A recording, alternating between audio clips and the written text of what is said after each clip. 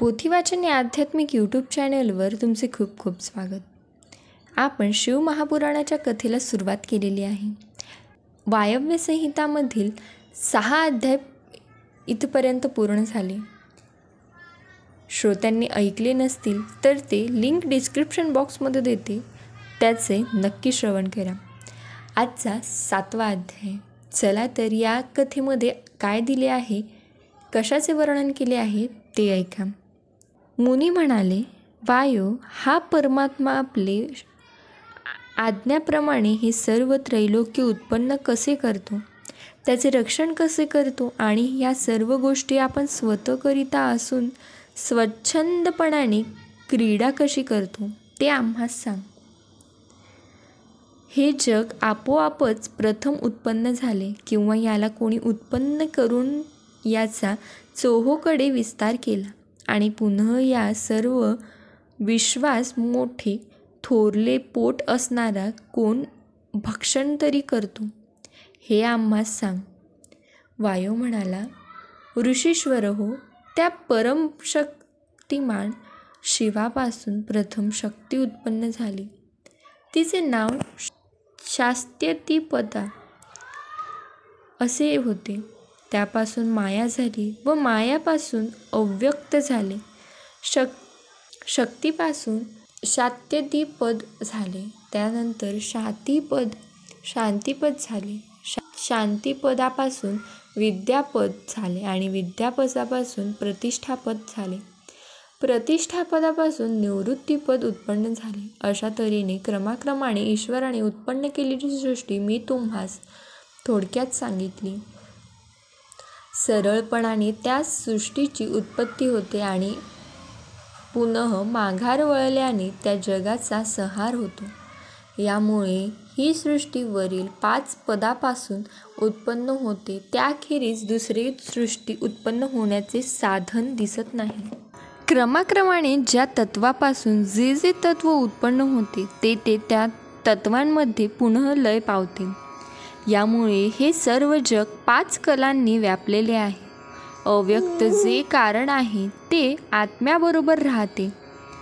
महतत्वापासून विशेष तत्वापर्यंत ते कारण सर्व सृष्टीस उत्पन्न करते, हेही मान्यच आहे. तरी पण त्यातही अव्यक्ताला आणि आत्म्याला कर्तृत्वपणा नाही. कारण प्रकृती ही निर्जीव असून पुरुष हा अज्ञान आहे. प्रधान, परमाणू वगैरे जितके काही आहे तितके सर्व अचेतन आहे. त्याला बुद्धिमान असा कोणीतरी सहाय्य झाल्यासारखे ते कर्तृत्व झालेले दिसत नाही. त्या पुरुषाला आणि प्रकृतीला दुसऱ्या कोणातरी बुद्धिमान परमेश्वराचा आश्रय असल्याखेरीज त्याच्याकडून कोणतेही कार्य होत नाही. हे जगत उत्पन्न होण्यास कोणातरी कर्त्याची जरुरी लागलेली आहे. कर्त्याखेरीज उत्पन्न झालेत नाही. त्या तर कार्य हे अवयवरहित आहे.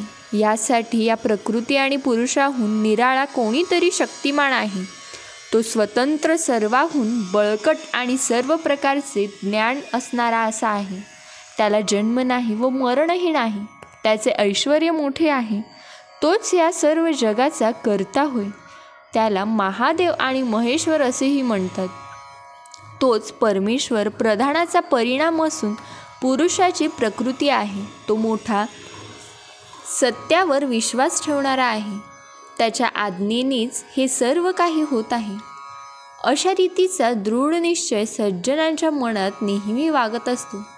अल्पज्ञानी मनुष्य हे म्हणणे मान्य करून तसे आपले वर्तन ठेवित नाही. जेव्हापासून सृष्टी उत्पन्न होऊ लागली व ती उत्पन्न झालेली सर्व पृथ्वी मोठा प्रलय होऊन तिचा मागमूस देखील राहत नाही, तिथपर्यंत ब्रह्मदेवाच्या आयुष्याची 100 वर्ष पूर्णपणे भरतात. ज्याचे जन्म कधी झाले हे मुळीच समजत नाही, त्या ब्रह्मदेवाच्या आयुष्याला तर पर असे म्हणतात. त्यावरून त्याला पर म्हणतात.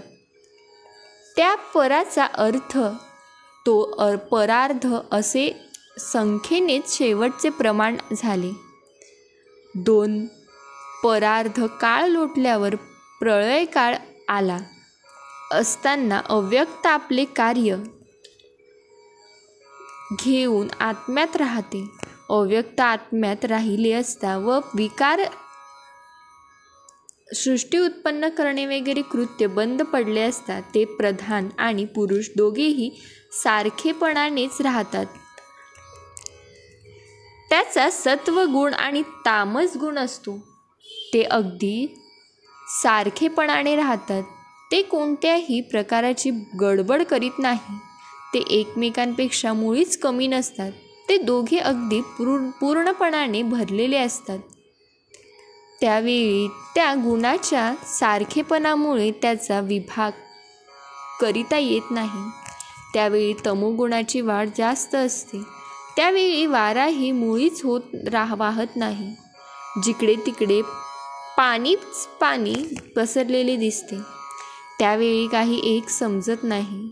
अशी अज्ञान दशा आल्यावेळी त्या जगात हा श्रेष्ठ महेश्वर माहुरेश्वरी सर्व रात्रीचा अनुभव घेत एकटा राहतो. ती रात्र उजाडल्यावर हा महेश्वर मायेच्या सामर्थ्याने त्या प्रधानात आणि पुरुषात शिरून दोघांसही खळवळून सोडतो. त्यामुळे पुन्हा सर्व प्राणीमात्राची सृष्टी आणि संहार ही कृत्ये सुरू होतात. याप्रमाणे परमेश्वराच्या आज्ञेने अव्यक्तापासून ही सर्व सृष्टी झाली.